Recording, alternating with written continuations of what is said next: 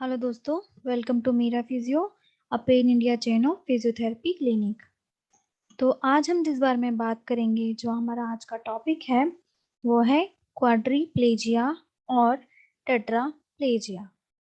ठीक है, क्वाड्रीप्लेजिया और टेट्राप्लेजिया मतलब होता है कि आपकी नेक के नीचे का जितना भी हिस्सा है उसका मूवमेंट, सेंसेशन, एक्शन, रिफ्लेक्सेस चले जाना। यानी कि आप अपने हाथ पैर को चलाने के लिए सक्षम ना रह पाए, आपको नेक के नीचे के एरिया में कुछ महसूस ना हो, आपके जो रिफ्लेक्सेस हैं किसी भी एक्शन को किसी भी चीज से बचने के लिए जो हम एक्शन करते हैं वो तुरंत रिफ्लेक्सेस दिखाता है हमारी बॉडी। तो ऐसे रिफ्लेक्सेस का चले जाना, स्किन का पपड़ी बन के गिरने लगना, ऐसी कंडीशन टेट्राप्लीजिया और क्वाड्रिप्लेजिया में होती है। टेट्राप्लीजिया और क्वाड्रिप्लेजिया में हमारी जो सर्वाइकल स्पाइन है, जो नेक में हमारी रीढ़ की हड्डी है, उसके डैमेज के कारण ये चीजें होती हैं। ठीक है, तो आज हम इसी बारे में बात करेंगे कि क्वाड्रिप्लेजिया और टेट्राप्लेजिया क्या होता है।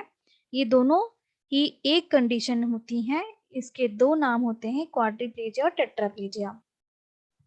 तो आज हम जानेंगे कि क्वाड्रिप्लेजिया या टेट्राप्लेजिया क्या होता है, कैसे होता है, किस तरीके के लक्षण इसमें दिखाई देते हैं, क्या चीजें हैं या क्या क्या ऑक्यूपेशन है या कौन लोग हैं जिनमें ये कॉमनली होता है, या इसका कॉम्प्लिकेशन क्या होता है और इसके प्रिवेंशन क्या होते हैं, और अगर आपको क्वाड्रिप्लेजिया या टेट्राप्लेजिया हो तो इसका कैसे पता चलता है। तो इस टॉपिक में आज हम इन सब बारे में बात करेंगे। तो चलिए हम हमारे टॉपिक की तरफ बढ़ते हैं, क्वाड्रिप्लेजिया या टेट्राप्लेजिया। इसको जानने से पहले कि क्वाड्रिप्लेजिया क्या होता है, उसको जानने से पहले हम ये जानेंगे कि हमारा सर्वाइकल रीजन क्या होता है, क्योंकि इसी रीजन पे चोट लगने के कारण, डैमेज होने के कारण, सीवियर चोट या सीवियर डैमेज होने के कारण ही आपको क्वाड्रिप्लेजिया और टेट्राप्लेजिया होता है। इसीलिए सबसे पहले हम ये जानेंगे कि ये जो सर्वाइकल रीजन है, जो गर्दन का एरिया है, ये क्या होता है। तो जो ये सर्वाइकल है ये हमारे गर्दन में रहता है। ठीक है, ये हमारी बॉडी के स्पाइनल कॉलम जो है, यानी कि रीढ़ की हड्डी जो है, उसका सबसे पहला हिस्सा होता है हमारा सर्वाइकल स्पाइन। ये तुरंत आपके स्कल के बाद से शुरू होता है। ठीक है, और इसे ही हम पहली थोरेसिक वर्टिब्रा भी कहते हैं। तो ये जो सर्वाइकल रीजन है हमारे गर्दन में रहता है, ये जस्ट हमारे स्कल के नीचे से निकलता है, यानी कि जहाँ खोपड़ी खत्म होती है उसके साथ कनेक्ट होके ये निकलता है।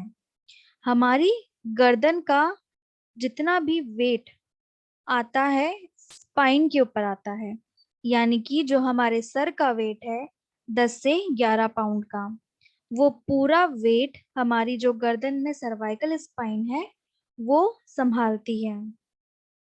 ठीक है, और साथ ही साथ ये काफी सारे मूवमेंट हमें प्रोवाइड करती है। हमारी गर्दन से हम काफी मूवमेंट करते हैं, जैसे कि टर्न होना, एक साइड से दूसरे साइड हम गर्दन से टर्न हो सकते हैं, मना करने के लिए नॉडिंग मूवमेंट होता है, ऊपर देख सकते हैं, नीचे देख सकते हैं। ये सारे मूवमेंट हम क्यों कर सकते हैं? क्योंकि हमारा हेड और नेक में सर्वाइकल स्पाइन है। सर्वाइकल स्पाइन 7 होती हैं, C1 से C7 तक, जो कि नीचे जैसे जैसे आती जाती हैं इनका जो शेप होता है वो धीरे धीरे बदलता जाता है। ठीक है, और इसलिए बदलता है क्योंकि इसके बीच में से निकलती है स्पाइनल कॉर्ड, जो स्कल में से निकलती है और नीचे की और वर्टिब्रास में जाती है।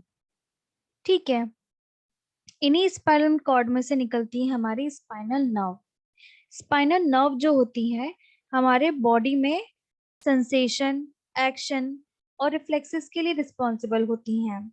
तो इसी कारण से जो हमारे सर्वाइकल रीजन की जो स्पाइनल नर्व्स होती हैं वो पैरों तक भी जाती हैं, हाथों तक भी जाती हैं। यहीं से हमारा सारा ओरिजिन होता है स्पाइनल नर्व का। इसी कारण से अगर सर्वाइकल रीजन में बहुत गहरी चोट लग जाए, सीवियर ट्रॉमा हो जाए, तो क्वाड्रिप्लेजिया या टेट्राप्लेजिया की कंडीशन में गर्दन के नीचे का पूरा हिस्सा पैरालाइज्ड हो जाता है। ठीक है, अब इसमें हम आगे बढ़ते हैं और आगे देखते हैं। इसमें ये देखिए, जो हमारी पहली वर्टेब्रा होती है C1, उसे हम एटलास कहते हैं, दूसरी को हम एक्सिस कहते हैं, और उसके बाद नंबरिंग के हिसाब से ये डिवाइड होती हैं C1, C2, C3, C4, C5, C6 और C7।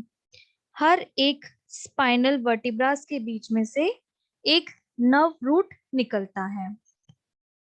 ठीक है, तो जैसा आप यहाँ पे देख रहे हैं कि हर एक स्पाइनल के बाद से उसका एक एक नर्व रूट निकलता है। जैसे कि आप ये देखिए, ये आपका स्पाइनल कॉर्ड, इससे आपका निकला नर्व रूट। तो हर एक स्पाइन के बीच में से ये नर्व रूट निकलता है। और यहाँ देखिए, जस्ट हमारे स्कल, खोपड़ी जहाँ खत्म हो रही है, उसके बाद से आपका ये सर्वाइकल शुरू हो गया। ठीक है, तो ये है हमारा सर्वाइकल रीजन, जो कि काफी सारे मूवमेंट के लिए रिस्पॉन्सिबल होता है। हमारी गर्दन के वेट को संभालता है, हमारी जो नर्व रूट है उसको प्रोटेक्शन देता है, और जो स्पाइनल कैनाल है उसको प्रोटेक्शन देता है, और ये पूरे हमारे हेड का वेट भी संभालता है। ठीक है, इसमें आगे बढ़ते हैं। अब हम हर एक रीजन को बारीकी से देखेंगे कि किस रीजन में हमें क्या चीजें मिलती हैं। तो सबसे पहले जो हमारा C1 और C2 होता है, वो सबसे पहला पार्ट होता है हमारी वर्टिब्रल कॉलम का। ठीक है, C1 को हम एटलास कहते हैं और C2 को एक्सिस कहते हैं। इसी जगह पे हमारा स्पाइन का क्रेनियो वर्टिब्रल जंक्शन होता है। क्रेनियो वर्टिब्रल जंक्शन मतलब होता है कि आपका जो ब्रेन है वो आपके स्पाइन से जुड़ा। जैसे कि ये आप इमेज देखिए, ये आपका स्कल आपकी जहां स्पाइन से जुड़ रहा है इस जगह पे, इस जंक्शन को कहते हैं क्रेनियो वर्टिब्रल जंक्शन। ठीक है, और C1 जो होती है पहली ऐसी वर्टिब्रा होती है जो स्कल से जुड़ती है। इसी कारण से इसी जगह पे क्रेनियो वर्टिब्रल जंक्शन बनता है। तो हमारी C1 C2 रीजन जो होते हैं वो बनाते हैं क्रेनियो वर्टिब्रल जंक्शन। ठीक है, जो हमारा एटलास और एक्सिस यानी कि C1 और C2 है, हमेशा साथ में काम करते हैं और हमारी गर्दन के मूवमेंट को संभालते हैं। जैसे कि गर्दन का रोटेशन करना, उसका आगे की तरफ मोड़ना, पीछे की तरफ मोड़ना, तिरछा मोड़ना, बैंड करना, जितने भी मूवमेंट होते हैं वो सब हमारे C1 C2 संभालते हैं। हमारी पूरी स्पाइन में सबसे ज्यादा मोबिलिटी यानी कि सबसे ज्यादा जहाँ पे फंक्शन है स्पाइन में, ऐसा है कि हमारी स्पाइन में ज्यादा फंक्शन नहीं है, वो सिर्फ एक बेस हमारे बॉडी का बेस बनाती है। तो हमारी बॉडी में सिर्फ सर्वाइकल और लंबर, जो कमर के साइड में हमारी रीढ़ की हड्डी है, ये दो जगह होती हैं जो सिर्फ मूवमेंट कर पाती हैं। यहीं पे सारे एक्शन हो पाते हैं, थोरिक्स में और सैक्रम में नहीं हो पाते हैं। तो ये जो रीजन है ये सबसे मोबाइल रीजन होता है, लंबर से ज्यादा भी यहाँ पे सबसे ज्यादा मूवमेंट होते हैं। हमारी बॉडी का 50%, हमारी गर्दन का सिर्फ 50% जो काम है वो C1 और C2 करते हैं। ठीक है, जैसे कि गर्दन को पीछे लेके जाना, मना करने के लिए नॉडिंग मूवमेंट करना, रोटेशन करना, गर्दन बेंड करना, ये सारा जो मूवमेंट है इसमें 50% कंट्रीब्यूशन आपके C1 और C2 का रहता है। ठीक है, तो ये हमारा C1 और C2 रीजन हुआ। ये देखिए, ये हमारा फ्लेक्शन हुआ तो C1 और C2 एक दूसरे से दूर हो गए। जब आप गर्दन आगे की तरफ मोड़ते हैं तब ये C1 C2 एक दूसरे से अलग हो जाते हैं, और जब आप गर्दन पीछे की तरफ मोड़ते हैं तो ये दोनों पास में आते हैं। तो ये आपका रीजन है C1 C2। यहाँ पे आपका क्रेनियो वर्टिब्रल जंक्शन बनता है और इसके बीच में से ये पहली ऐसी वर्टिब्रास है जो आपके स्कल के साथ जुड़ती हैं। अब आता है C3 से लेके C7 का रीजन। तो जो हमारी C3 से लेके C7 की जो वर्टिब्रल बॉडी होती है वो अब गोल आकार की हो जाती है। ठीक है, अब इनमें दो पार्ट होते हैं, एंटीरियर और पोस्टीरियर। ये देखिए, जिस साइड में वर्टिब्रा की बॉडी होती है ये आगे वाला हिस्सा है। ठीक है, यानी कि ये हमारे फेस के साइड में रहता है। ठीक है, और ये जो पीछे वाला एक नुकीला सा हिस्सा है ये पीछे की तरफ होता है, ये हमारा पोस्टीरियर साइड होता है। ठीक है, तो C3 से C7 रीजन जैसे जैसे शुरू होता है वैसे वैसे उसका आकार गोल होता जाता है, और पीछे की तरफ वर्टिब्रल बॉडी में पीछे की तरफ बोनी आर्च बन जाते हैं। ठीक है, जिसमें फैसेट जॉइंट और स्पाइनस प्रोसेस निकलती है। ठीक है, ये देखिए, ये हमारी बॉडी है वर्टिब्रा की, ये हमारी वर्टिब्रल बॉडी रहती है, पीछे इसमें ये स्पाइनस प्रोसेस होती है, यहाँ पे फैसेट जॉइंट होता है, दोनों तरफ कोनों में हमारी ट्रांसवर्स प्रोसेस होती है।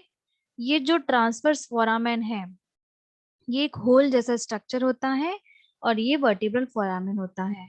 वर्टिब्रल फोराम के बीच में से ही हमारी स्पाइन की कैनाल निकलती है, और हमारी स्पाइन के कैनाल से जो स्पाइनल नर्व निकलती है वो हमारे ट्रांसवर्स फोरामेन के अंदर से निकलती है। ये जो होल है ना, इसमें से हमारी स्पाइनल नर्व बाहर निकलती है।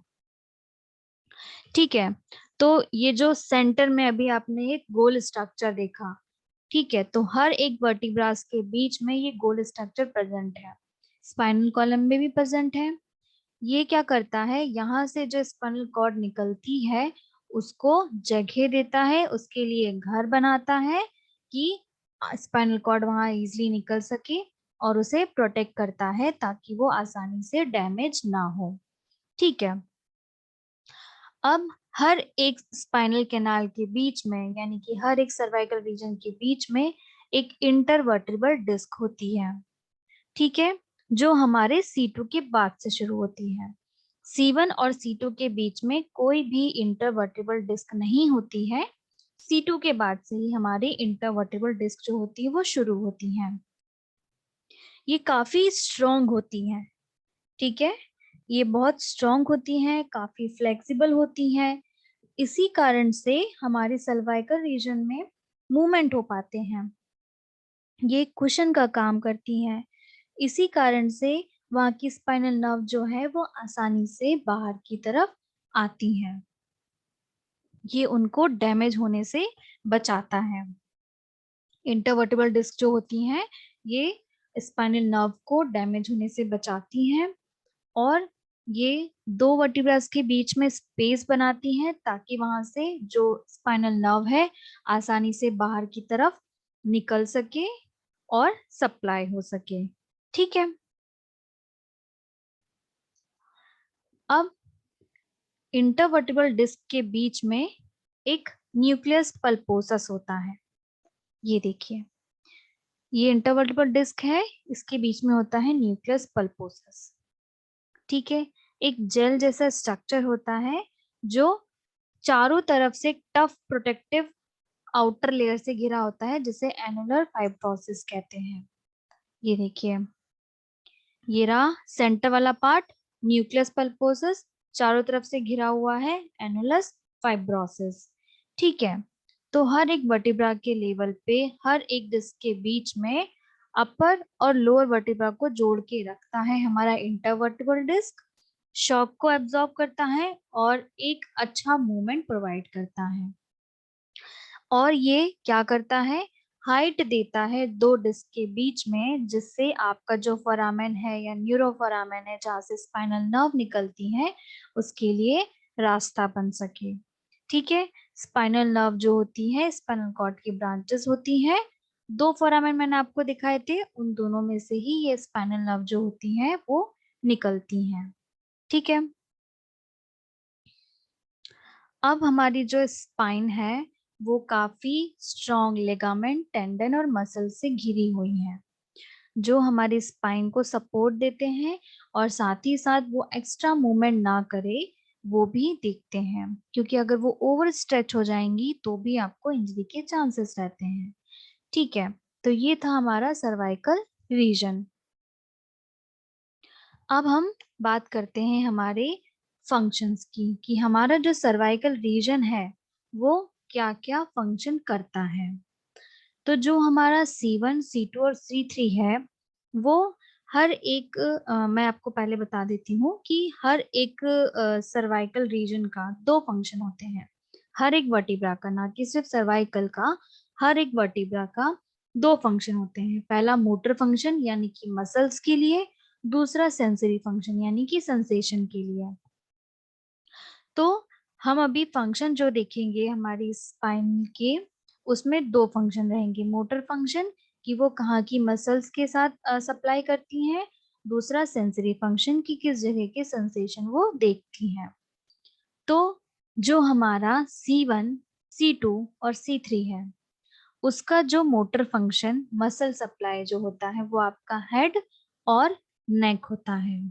ठीक है, साथ ही साथ ये इसका जो सेंसरी फंक्शन होता है वो आपके स्कल के सबसे ऊपर का हिस्सा और आपका साइड फेस होता है। ठीक है, C1, C2, C3 ने क्या किया, मोटर फंक्शन दिया हेड को और नेक को, उसके साथ ही उसने सेंसेशन दिया आपके टॉप ऑफ योर स्कल यानी कि आपके सर के ऊपरी हिस्से को और साइड फेस को।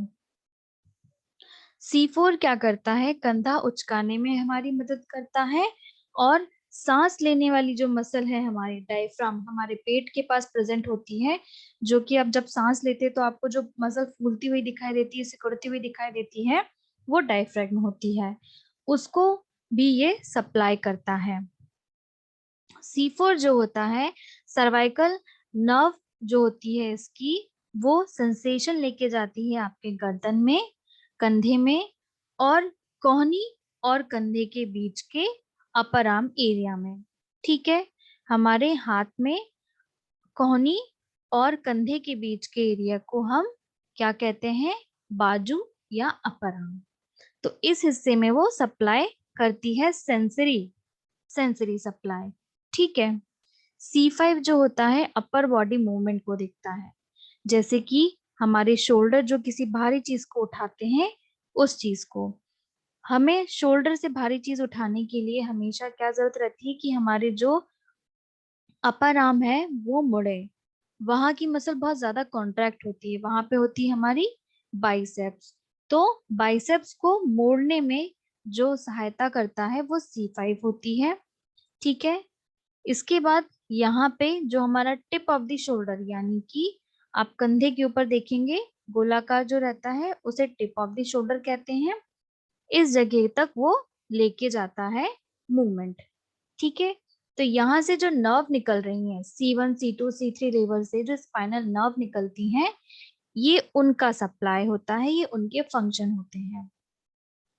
मैं आपको ये इसीलिए बता रही हूँ क्योंकि जब इन वर्टिब्रास में डैमेज होगा या स्पाइनल नर्व में डैमेज होगा तो सबसे पहले ये एरिया अफेक्ट होगा, जहां इनका सप्लाई है वो एरिया ही सबसे पहले अफेक्ट होता है। ठीक है,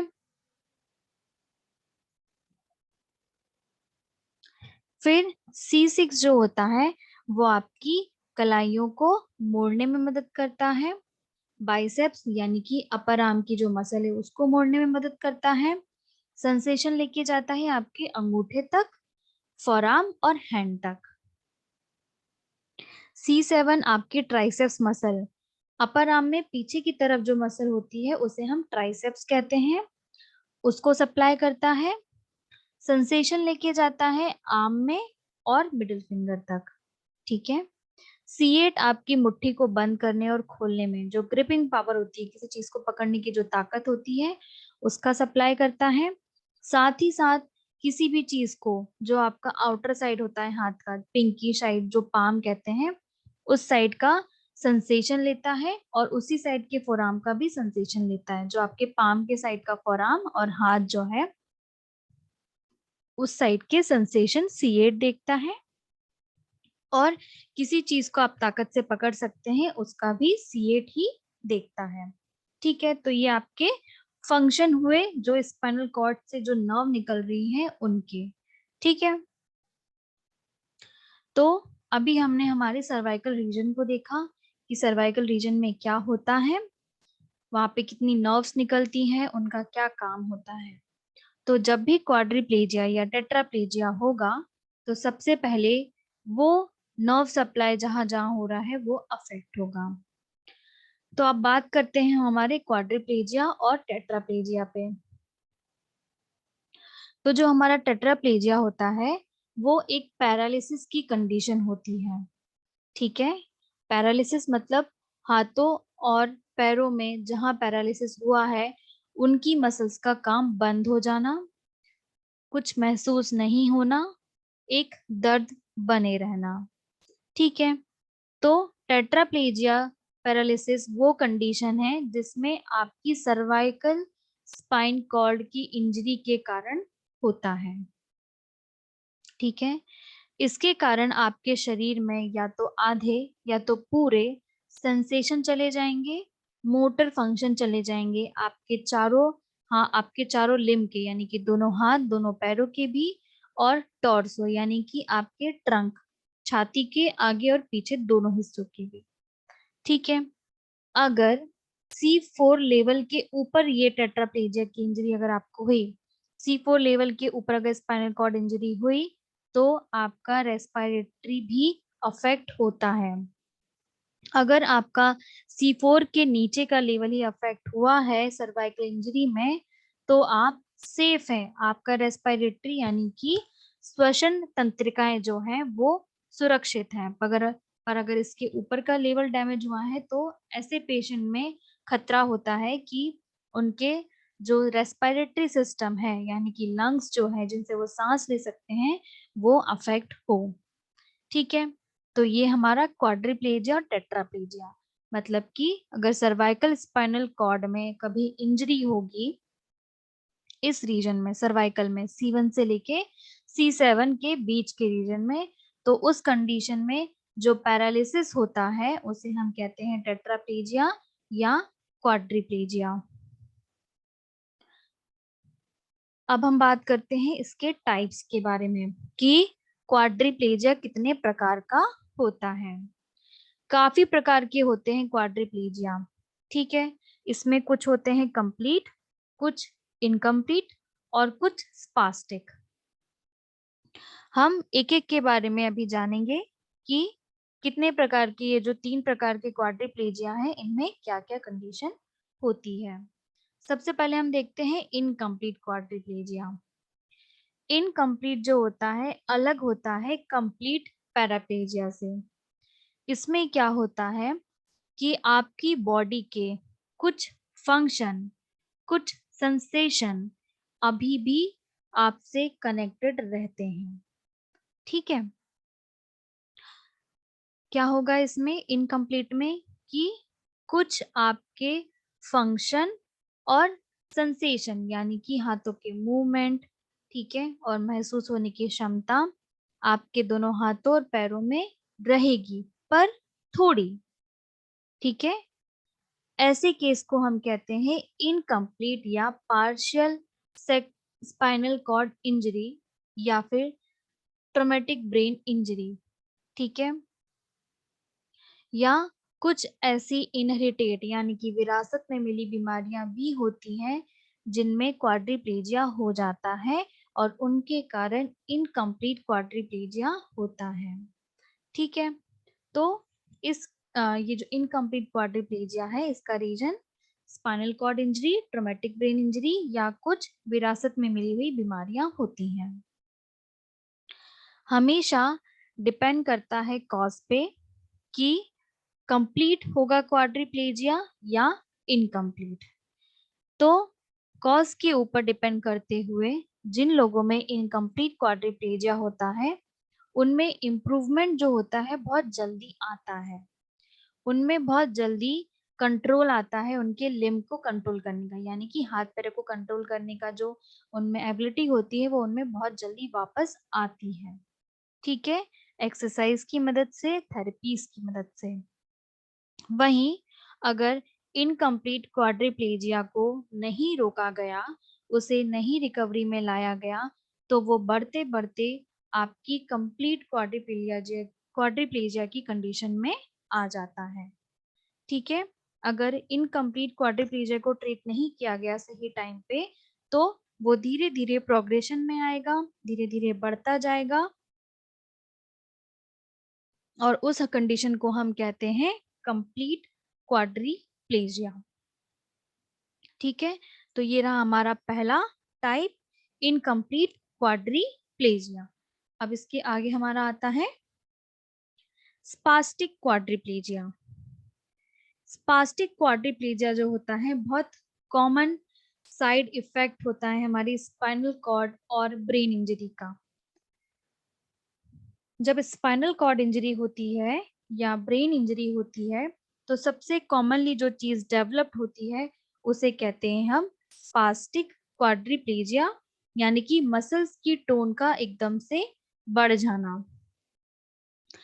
जो स्पास्टिक क्वाड्रिप्लेजिया होता है जिन लोगों को, वो अपने हाथों और पैरों में जो कॉन्शियसली कंट्रोल होता है उनका वो चला जाता है। उनकी मसल्स जो होती हैं बहुत जकड़ी हुई रहती हैं, उनके लिम्ब पैरालाइज्ड होते हैं और मसल बहुत ज्यादा जकड़ी हुई रहती हैं। ठीक है, इतनी ज्यादा उनमें टोन बन जाती है कि वो अकड़ जाती हैं।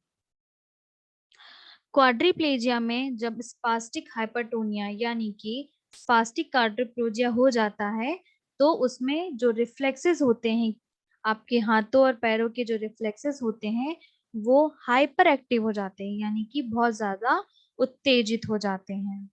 जो मसल टाइटनेस होती है वो बहुत ज्यादा बढ़ जाती है।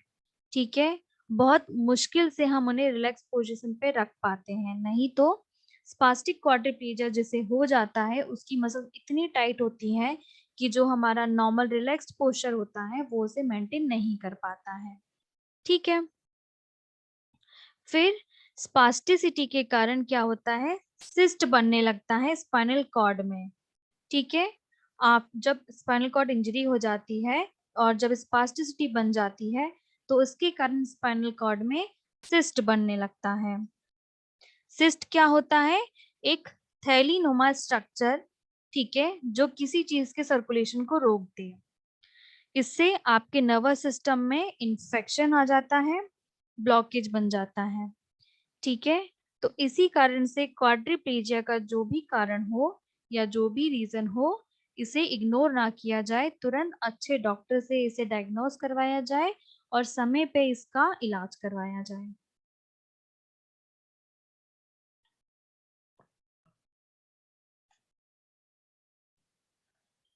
फिर आता है हमारा कंप्लीट क्वाड्रिप्लेजिया। कंप्लीट क्वाड्रिप्लेजिया में आपके पूरा कंप्लीटली लॉस हो जाएगा आपके आर्म और लेग का। ठीक है, कंप्लीटली पैरालिसिस। पर्सन जिसको क्वाड्रिप्लेजिया हुआ है और कंप्लीट क्वाड्रिप्लेजिया हुआ है वो अपने गर्दन के नीचे के हिस्से को नहीं हिला पाएगा। ठीक है, अगर हम कंप्लीट और इनकम्प्लीट क्वाड्रिप्लेजिया को कंपेयर करें तो जो कंप्लीट वर्जन होता है क्वाड्रिप्लेजिया का ये बहुत ज्यादा सीवियर होता है। ठीक है, और इसके होने का कारण भी बहुत सीवियर होता है, यानी कि अगर सर्वाइकल वर्टिब्रा में बहुत ज्यादा सीवियर स्पाइनल कॉर्ड इंजरी हुई हो या ट्रॉमेटिक ब्रेन इंजरी हुई हो तभी आपका कंप्लीट क्वाड्रिप्लेजिया बनता है। इस कंडीशन में कंप्लीट क्वाड्रिप्लेजिया में रिकवरी लाना बहुत मुश्किल होता है, एक्सरसाइज से भी पूरी रिकवरी नहीं आ पाती है, तब की इनकम्प्लीट क्वाड्रिप्लेजिया में हम रिकवरी ला पाते हैं, पर कंप्लीट क्वाड्रिप्लेजिया में रिकवरी लाना काफी मुश्किल होता है। अब हम बात करेंगे इसके कारणों के बारे में कि किन किन कारणों से क्वाड्रिप्लेजिया होता है। ठीक है, तो क्वाड्रिप्लेजिया का होने का कारण है नर्व का जो सिग्नल्स भेजती हैं आपके ब्रेन से लेके आपके पूरे लिम्ब तक, उनका डैमेज हो जाना, डिस्टर्ब हो जाना। ठीक है, क्वाड्रिप्लेजिया का होता है कारण सबसे पहला कि जो आपकी स्पाइनल कॉर्ड से स्पाइनल नर्व निकल रही हैं, जो सिग्नल्स लेके जाती हैं आपके ब्रेन से आपकी मसल्स तक, आपके मसल्स से आपके ब्रेन तक, उनका डैमेज हो जाना, उनका डिस्टर्ब्ड हो जाना। ठीक है, बहुत सारे कारण होते हैं इसके होने के। कुछ लोगों में जन्म से ही कुछ ऐसी कंडीशन डेवलप रहती हैं जिनके कारण उनका नर्वस सिस्टम अफेक्टेड होता है और उन्हें क्वाड्रिप्लेजिया रहता है। और भी बहुत कारण हैं, जैसे कि एक्सीडेंट हो जाना, कोई मेडिकल कंडीशन जिसमें डैमेज हो गई है नर्व या स्पाइनल कॉर्ड, उन कारण से क्वाड्रिप्लेजिया हो जाना। तो हम सभी के बारे में एक एक करके अभी डिस्कस करेंगे कि जो क्या-क्या कारण है जिनके कारण आपका क्वाड्रिप्लेजिया होता है। ठीक है, तो सबसे पहला आता है हमारा इन्फेक्शन। कुछ वायरसेस और बैक्टीरिया ऐसा अटैक करते हैं आपकी बॉडी पे जिनसे नर्व टिश्यू डैमेज हो जाते हैं और बॉडी के अंदर इन्फ्लामेशन बनने लगता है जो कि आपकी नर्व को डैमेज करते हैं। ठीक है, तो एक इन्फेक्शन भी सबसे बड़ा कारण है जिसके कारण आपकी बॉडी के नर्व टिश्यूज जो होते हैं वो डैमेज हो जाते हैं। नर्व टिश्यूज डैमेज होते हैं तो वो कंडीशन कभी कभार क्वाड्रिप्लेजिया जैसी कंडीशनों में बदल जाती है। ठीक है, एग्जाम्पल के लिए इन्फेक्शन की कंडीशन में सबसे पहला हम देखते हैं पोलियोमेलाइटिस। पोलियोमेलाइटिस एक ऐसी डिसेबलिंग कंडीशन और जानलेवा बीमारी है जो कि पोलियो वायरस के कारण होती है। ये जो वायरस है स्प्रेड होता है, फैलता है एक इंसान से दूसरे इंसान में, और सबसे ज्यादा ये इन्फेक्ट करता है पर्सन की स्पाइनल कॉर्ड को, यानी कि स्पाइनल कैनाल को। ऐसे पर्सन जिन्हें पोलियो हुआ है और वो स्प्रेड भी करते हैं, साथ ही साथ उनकी बॉडी पैरालिस हो जाती है, वो अपनी बॉडी के पार्ट को नहीं हिला पाते हैं। ये जो पोलियो वायरस है ये सीधा जो अटैक करता है स्पाइनल कॉर्ड पे अटैक करता है, और स्पाइनल कॉर्ड अगर एक बार डैमेज हो गई तो स्पाइनल नर्व्स भी डैमेज होती हैं, जिन कारण से पैरालिसिस की कंडीशन बनती है। तो पोलियोमाइलाइटिस जैसी चीजों के कारण भी क्वाड्रिप्लेजिया होता है। फिर आता है हमारा लाइम डिसीज। लाइम डिसीज में ये जो बैक्टीरिया होता है लाइम बैक्टीरिया, इसके कारण लाइम डिसीज होती है। लाइम डिसीज में शरीर में इस आकार के भैंस की आंख के तरीके के रैशेस बन जाते हैं। ठीक है, जोड़ों में दर्द, कमजोरी पूरे शरीर में। कभी कभार ये जो लाइम डिसीज का बैक्टीरिया होता है ये सीवियर कंडीशन क्रिएट कर देता है, उस कारण से ये नर्व टिश्यूज को डैमेज करने लगता है, हमारी स्पाइनल कॉर्ड को डैमेज करने लगता है, और कभी कभार लाइम डिसीज के कारण क्वाड्रिप्लेजिया की कंडीशन बन जाती है। अब आता है हमारा डिप्थीरिया। डिप्थीरिया जो है एक सीरियस इन्फेक्शन कंडीशन है जो कि एक स्ट्रेन बैक्टीरिया के कारण होता है जिसे हम कॉर्नोए बैक्टीरियम डिप्थेराई कहते हैं। ये एक पॉइजन क्रिएट करता है जिससे इंसान के शरीर में सांस लेने में दिक्कत, हार्ट फेलियर, हार्ट अटैक आना और पैरालिसिस, यहाँ तक कि डेथ की कंडीशन भी देखी गई है। तो डिप्थीरिया का जो बैक्टीरिया होता है ये काफी जानलेवा होता है, ये पॉइजन बनाता है बॉडी में जिसके कारण इंसान धीरे धीरे मौत की तरफ बढ़ता जाता है। ठीक है, तो डिप्थीरिया जैसे वायरस के कारण भी बॉडी में क्वाड्रिप्लेजिया की कंडीशन देखी जाती है। अब आता है डेंगू। डेंगू जो वायरस है वो स्प्रेड होता है इंसान में मच्छर के काटने से। एडीज स्पेसीज का एक मच्छर होता है जिसके काटने से इंसान में डेंगू वायरस फैलता है। जो इंसान इन्फेक्ट होते हैं इस वायरस से, ठीक है, उनमें धीरे धीरे ये रिस्क बढ़ता है सीवियर होने का। इसमें बहुत तेज बुखार आता है, सर दर्द, हाथ पैरों में रैशेज आना, मसल्स और जोड़ों में दर्द बनना। कभी कभार इसमें काफी बहुत ब्लीडिंग और शॉक की कंडीशन आ जाती है जिस कारण ये जानलेवा होता है। डेंगू वायरस के कारण भी क्वाड्रिप्लेजिया की कंडीशन डेवलप होती है। ये वायरस कभी कभार इतना हैवी ब्लीडिंग और शॉक की कंडीशन डेवलप कर देता है जिस कारण से पैरालिसिस जैसी कंडीशनें बन जाती हैं। मसल्स का काम होना बंद हो जाता है, जॉइंट्स अकड़ जाते हैं। इन कारणों से भी क्वाड्रिप्लेजिया होता है। तो ये था हमारा इन्फेक्शन जिन कारणों से क्वाड्रिप्लेजिया होता है। अब आते हैं हमारे टॉक्सिक्स या ड्रग्स। नर्व डैमेज जो होता है कभी कभार टॉक्सिन या पॉइजन जैसी चीजों के लेने से भी होता है। और कुछ ऐसी मेडिकेशंस भी होती हैं जिनका साइड इफेक्ट ही उन्हें क्वाड्रिप्लेजिया की कंडीशन में लाता है। सबसे पहला जो पॉइजन या ड्रग्स है वो होता है एल्कोहल पॉइजनिंग या क्रॉनिक एल्कोहल अब्यूज। जो लोग बहुत ज्यादा शराब पीते हैं, बहुत ज्यादा ड्रग्स लेते हैं, उनमें क्वाड्रिप्लेजिया डेवलप होता है। ठीक है, जिन्हें हैवी मेटल पॉइजनिंग हुई है।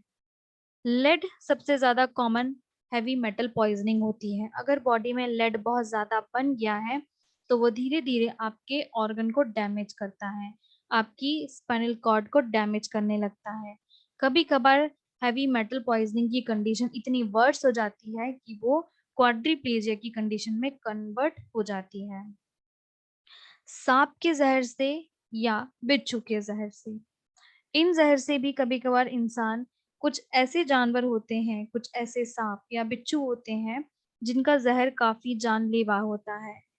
विद इन अ मिनट या कुछ ही मिनटों में या कुछ ही सेकंड्स में इंसान क्वाड्रिप्लेजिया की स्टेट में चला जाता है ऐसे जानवरों के काटने से। ठीक है, फिर आता है टिक पैरालिसिस। टिक पैरालिसिस एक ऐसी बीमारी है जो टिंगलिंग और नमनेस क्रिएट करती है पूरी बॉडी में टिक्स के काटने से। टिक एक जानवर होता है छोटा सा जिसके काटने से पूरी बॉडी में नमनेस बन जाती है और कमजोरी आ जाती है। ये सिम्टम्स एक अलार्म होते हैं। इसका सिंपल ट्रीटमेंट होता है कि आप उस टिक जानवर को वहां से निकाल दीजिए, कुछ घंटों बाद इंसान ठीक हो जाता है। पर अगर कोई इंसान टिक के काटने के बाद इन सिम्टम्स को अवॉइड करे तो वो कंडीशन धीरे धीरे पैरालिसिस या क्वाड्रिप्लेजिया की कंडीशन में चली जाती है। अब आता है बॉटुलिज्म। बॉटुलिज्म बहुत रेयर कंडीशन होती है। इसमें क्या होता है, एक टॉक्सिन अटैक करता है हमारी बॉडी की नर्व्स पे जिससे हमें सांस लेने में दिक्कत, हमारी मसल्स का पैरालिसिस हो जाना और यहाँ तक जान चले जाने जैसी चीजें भी देखी जाती हैं। ये जो टॉक्सिन होता है ये बनता है क्लोस्ट्रीडियम बोtulinum से। कभी कभार ये क्लोस्ट्रीडियम बुट्रिकम और क्लोस्ट्रीडियम बैक्टीरियाई बैक्टीरिया से बनता है। ठीक है, ये टॉक्सिन जो है क्लोस्ट्रीडियम बोtulinum, क्लोस्ट्रीडियम बुट्रिकम और क्लोस्ट्रीडियम बैराटी बैक्टीरिया, ये ऐसी चीजें हैं जो टॉक्सिन क्रिएट करती हैं। इसके कारण बॉटुलिज्म होता है। बॉटुलिज्म सीधा अफेक्ट करता है हमारी बॉडी की नर्व्स पे जिस कारण से अल्टीमेटली कंडीशन जाती है पैरालिसिस में और यहाँ तक डेथ के लिए भी। ठीक है, तो ये ऐसी कंडीशन है, ऐसे कारण है ये जिन कारण से क्वाड्रिप्लेजिया आपको हो सकता है। अब कुछ ऐसी कंडीशन है जो जन्मजात होती है। पैदा होते से ही कुछ ऐसी कंडीशन है जिनके कारण क्वाड्रिप्लेजिया हो सकता है।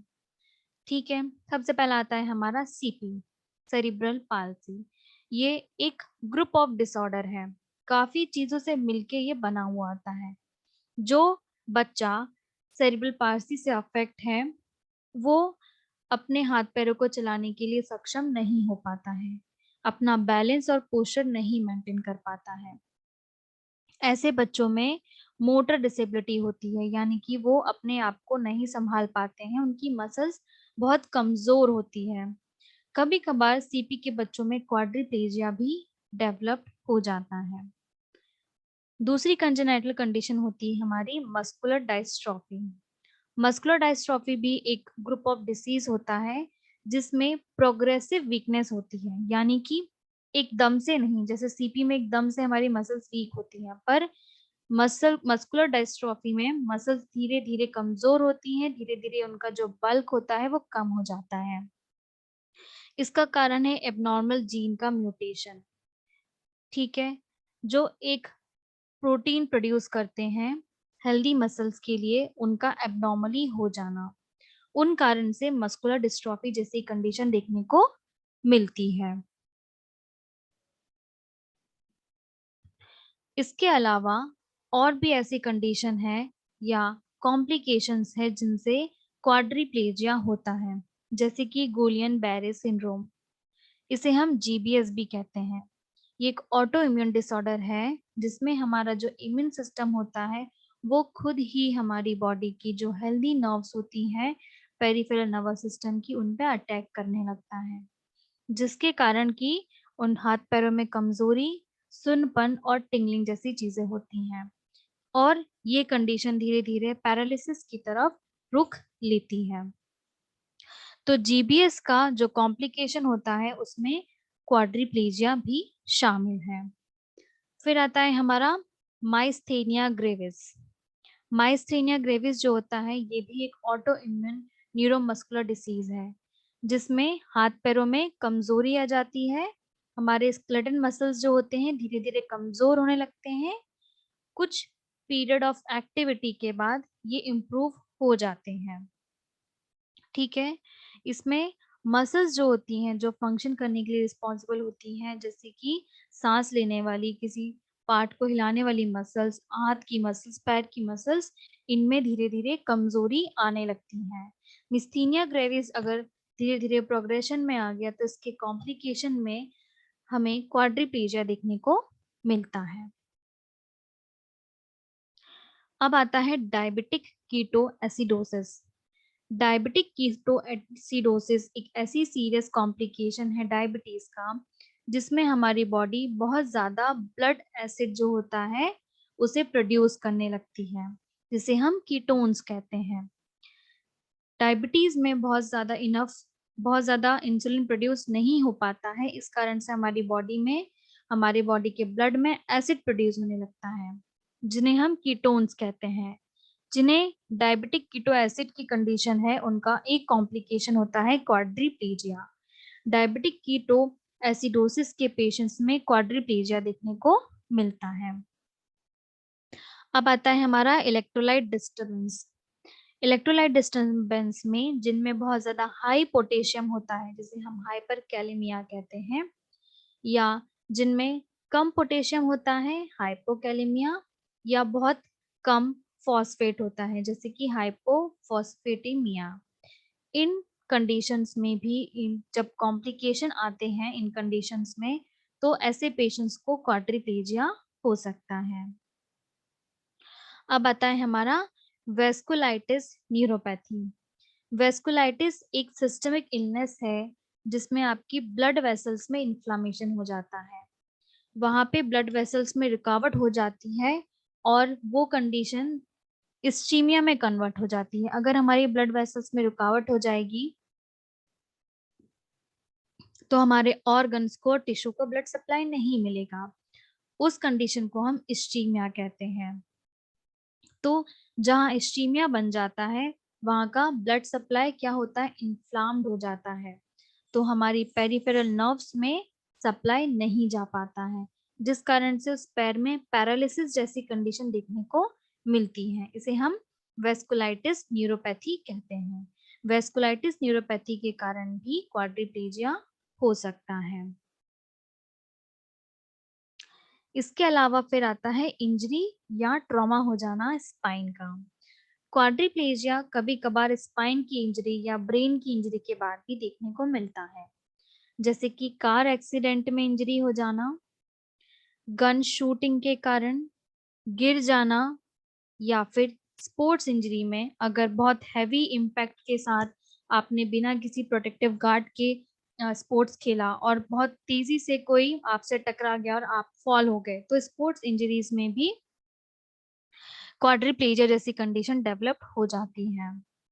स्लिप्ड या हर्निएटेड डिस्क, सर्वाइकल रीजन में हर्निएटेड डिस्क बहुत कम देखने को मिलता है। हर्निएटेड डिस्क में होता है कि आपका जो न्यूक्लियस होता है वो प्रेशर के कारण बल्ज होके बाहर आ जाता है और स्पाइनल नर्व पे प्रेशर डालने लगता है। तो सर्वाइकल रीजन में बहुत कम देखने को मिलता है हर्निएटेड डिस्क, पर अगर बहुत ज्यादा सीवियर हो सर्वाइकल रीजन में तो वो कंडीशन क्वाड्रिप्लेजिया में डेवलप होती है, या फिर स्पाइन की सर्जरी हुई हो। इन कारणों से क्वाड्रिप्लेजिया जैसी कंडीशन डेवलप होती है। अब हम बात करेंगे इसके लक्षण के बारे में, ठीक है, कि क्वाड्रिप्लेजिया में कैसे लक्षण देखने को मिलते हैं।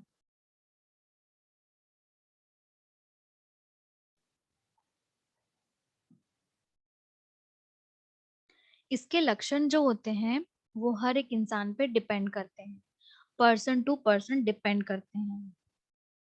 डिपेंड करता है कि कौन सी नर्व अफेक्ट हो रही है। जो सबसे मेन सिम्टम, जो सबसे पहला सिम्टम होता है कि चारों लिम्ब में कमजोरी आ जाना, ठीक है, उनकी मसल्स पे कोई कंट्रोल नहीं होता है। जो पार्ट अफेक्ट हुआ है, जहाँ की नर्व दब रही है, उनकी मसल्स पे कोई कंट्रोल नहीं है। वो एक लिम्ब या उससे ज्यादा लिम्ब उठाने के लिए भी एबल नहीं होते हैं, ठीक है। तो इसके जो सिम्टम्स है, इसमें जो हमारे लिम्ब की मसल्स होती हैं वो फ्लैसिड में चली जाती हैं, यानी कि लटक जाती हैं। उनमें ये ताकत नहीं होती है कि वो स्ट्रांग रह सके। तो जैसे ओल्ड एज में आने के बाद जो मसल्स लटक जाती हैं बूढ़े इंसान की, उसी तरह की मसल इनकी भी लटक जाती है और उनमें स्टिफनेस या टाइटनेस बन जाती है, जिसे हम स्पास्टिक क्वाड्रिप्लेजिया कहते हैं। स्टिफनेस और टाइटनेस के कारण हाथ रिलैक्स पोजीशन में नहीं रह पाता है, ठीक है। उनके हाथ पैरों से उनका कंट्रोल चला जाता है, चलने में सक्षम नहीं होते हैं और यूरिन पास करने और स्टूल पास करने में उनका कोई कंट्रोल नहीं होता है। वो कभी भी मोशन कर लेते हैं, कभी भी यूरिन कर लेते हैं। उनके जो रिफ्लेक्स होते हैं वो कम होते हैं या चले जाते हैं, ठीक है। अब हम वर्टिब्रास के लेवल पे देखेंगे कि जब हमारी वर्टिब्रास के लेवल पे जब डैमेज होता है नर्व, तब हमें क्या क्या लक्षण देखने को मिलते हैं। तो जब C1, C2, C3 डैमेज होता है तब क्या क्या चीजें हमें देखने को मिलती हैं, अब हम इस बारे में बात करते हैं। तो जब हमारा स्कल के पास की जो वर्टिब्राज है, यानी कि C1, C2, C3, जब इनमें डैमेज होता है तब इंसान बेहोश हो जाता है, ठीक है। और C1, C2 इंजरी जो होती है बहुत ज्यादा सीवियर होती है। इसमें इंसान फेटल, यहाँ तक कि उसका रेस्पिरेटरी फंक्शन भी चला जाता है। अगर इस केस में complete sacro spinal cord injury damage हो गया है, तो इस लेवल के बाद जितनी भी एक्सटर्नली जो होता है हमारा नियर टोटल पैरालिसिस, इसमें हमें रिजल्ट में मिलता है, यानी कि पूरा बॉडी का फंक्शन चला गया, ठीक है। रेस्पिरेटरी फंक्शन चला गया। ऐसे इंसान को बाहर से ब्रेथ देने के लिए डिवाइस लगानी पड़ती है, जो सांस लेने वाली मशीनें आती हैं वो बाहर से इन्हें लगानी पड़ती हैं, क्योंकि C1, C2, C3 वर्टिब्रास में अगर डैमेज हो गया तो इसके बाद ये कंडीशन बहुत जानलेवा और खतरनाक बनती है, क्योंकि इसमें आपके रेस्पिरेटरी फंक्शन इन्वॉल्व होता है, ठीक है। तो C1, C2, C3 vertebra damage में आपका बहुत सीवियर क्वाड्रिप्लेजिया सिम्टम होंगे। फिर C4 डैमेज पे जब स्पाइनल कॉर्ड इंजरी जब C4 लेवल की वर्टिब्रास पे होती है तो जो सांस लेने वाली मसल जो होती है आपके डायफ्राम, उसका कंट्रोल चला जाता है। ऐसा इंसान वेंटिलेटर सपोर्ट पे रहता है और उसके हाथ पैरों में पैरालिसिस हो जाता है, कोई मोशन नहीं रहता है। पेट में, पीठ में, यहाँ पे भी कोई मोशन नहीं रहता है। उसका यूरिन कंट्रोल चला जाता है, स्टूल कंट्रोल भी चला जाता है। ठीक है। C5 लेवल पे जब डैमेज होता है तब वो वोकल कॉर्ड यानी कि स्पाइनल कॉर्ड को अफेक्ट करता है, जिसके कारण पैरालिसिस हो जाता है दोनों पैरों का, कलाइयों का और हाथों का। C5 स्पाइनल कॉर्ड इंजरी जिन्हें होती है उन्हें बोलने में भी दिक्कत देखी जाती है। ठीक है। और C5 डैमेज वालों को भी असिस्टेड डिवाइस की जरूरत रहती है सांस लेने के लिए। ठीक है। तो ये आपका C4 और C5 डैमेज लेवल था। फिर जब C6 डैमेज होता है तो डैमेज जब C6 स्पाइनल कॉर्ड या उसके नीचे है तब आपका होता है कंप्लीट लॉस फंक्शन का। ठीक है। आपके हाथों के, पैरों के कंप्लीटली फंक्शन चले जाते हैं। ठीक है। C6 इंजरी में जो पर्सन होता है उसके पैर, हाथ सब पैरालाइज्ड हो जाते हैं, उनका यूरिन कंट्रोल और मोशन कंट्रोल चला जाता है, उन्हें बोलने में दिक्कत होती है। C7 जब डैमेज होता है ये बहुत कम होता है। C7 डैमेज बहुत रेयर कंडीशन है। इस लेवल पे जब इंजरी होती है तो सिर्फ एक जलने जैसा दर्द रहता है शोल्डर में, बैक में, हाथ में और कंडीशन पैराप्लेजिक हो जाती है। पर इसमें इतने कॉम्प्लिकेशन देखने को नहीं मिलते हैं जितना इसके ऊपर के लेवल के डैमेज में देखने को मिलते हैं। C1 से C6 तक जो डैमेज होता है उसमें काफी कॉम्प्लिकेशन देखने को मिलते हैं। C7 डैमेज में ज्यादा कॉम्प्लिकेशन देखने को नहीं मिलते। तो अब हम बात करेंगे रिस्क फैक्टर के बारे में कि कौन कौन से ऐसे लोग हैं जिनमें ये रिस्क होता है कि उन्हें क्वाड्रिप्लेजिया हो सकता है। ठीक है। तो सबसे बड़ा रिस्क जो इसमें कंट्रीब्यूट करता है वो होता है स्पाइनल कॉर्ड इंजरी और ट्रॉमेटिक ब्रेन इंजरी।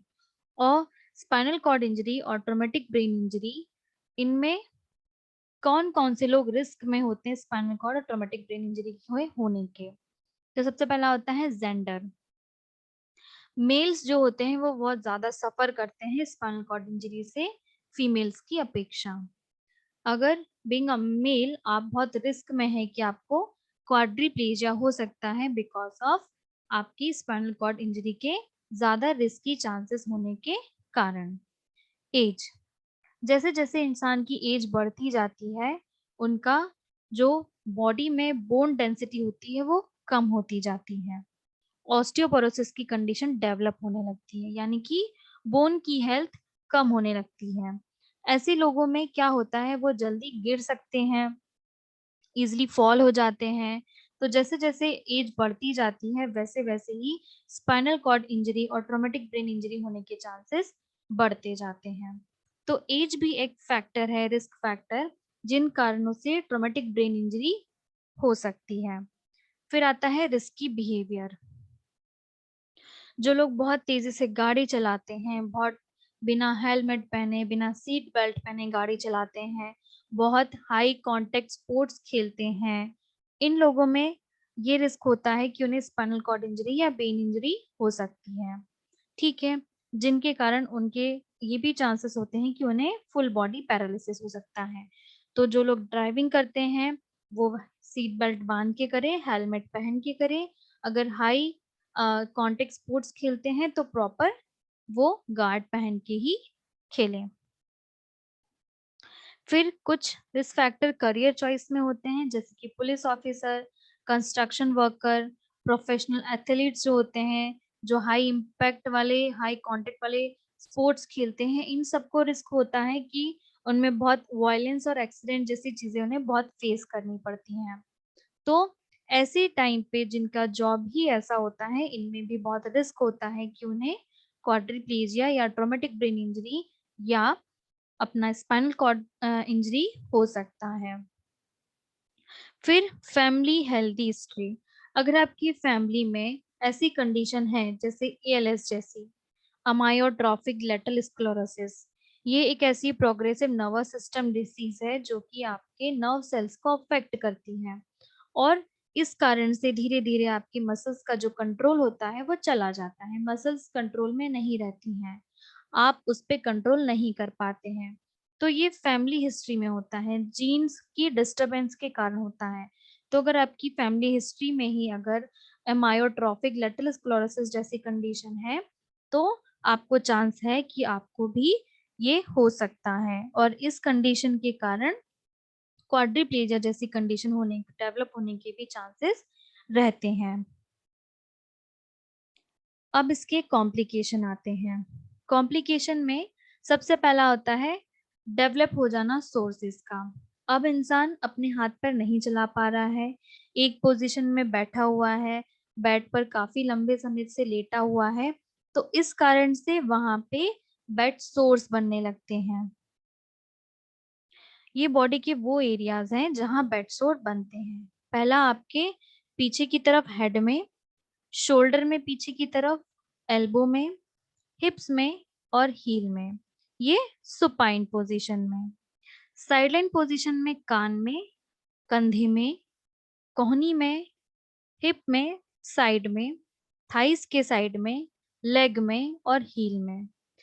प्रोन यानी कि उल्टी पोजीशन में एल्बो, रिप्स में, थाइज में, नीज में और टोज में।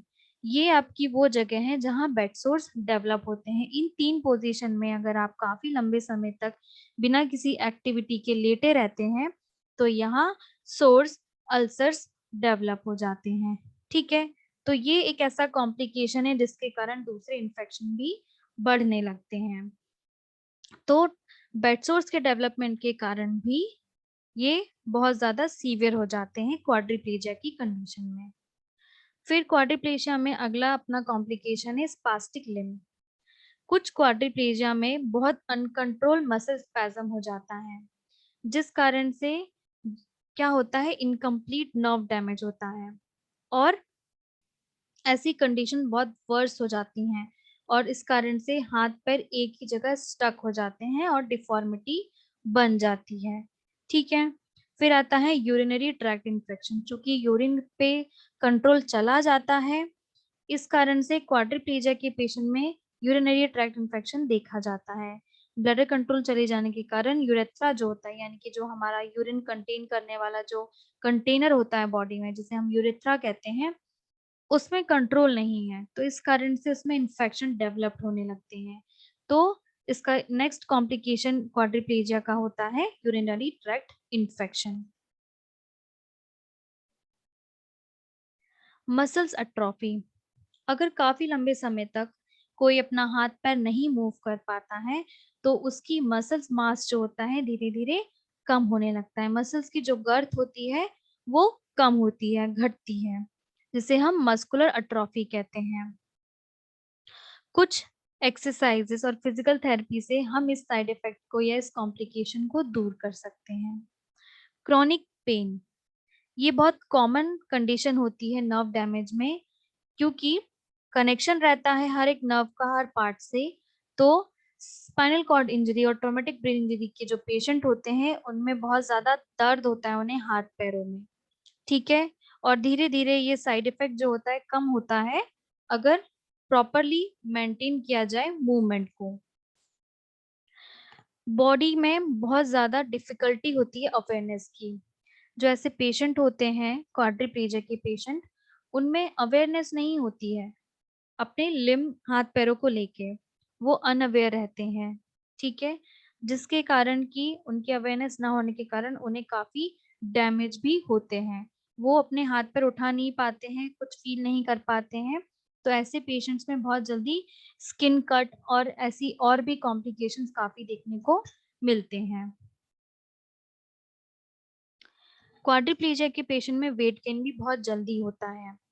ये अनेबल होते हैं किसी भी चीज को करने के लिए, इसलिए ये पूरे टाइम लेटे रहते हैं, इनकी कैलोरीज बर्न नहीं हो पाती हैं, जिस कारण से इनका बहुत ज्यादा वेट बढ़ने लगता है। वेट बढ़ने के कारण और भी इनके बॉडी में कॉम्प्लिकेशन बढ़ते जाते हैं। नेक्स्ट कॉम्प्लिकेशन है रेस्पिरेटरी इन्फेक्शन। रेस्पिरेटरी इन्फेक्शन के कारण कभी कभार डेथ हो जाती है।